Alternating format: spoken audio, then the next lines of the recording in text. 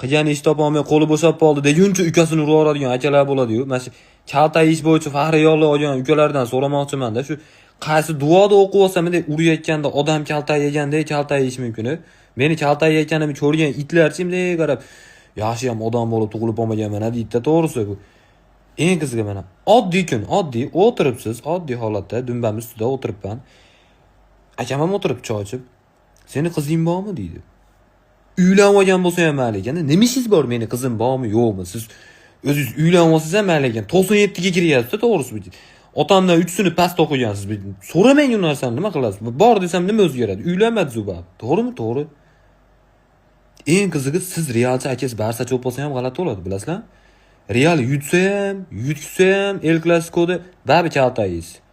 Lekin Real yutdi, atay ko'rmayman deb uxlab yotibman, futbolkamdan tortib turgizyapti. Ustoyi ancha futbolkadan tortishga.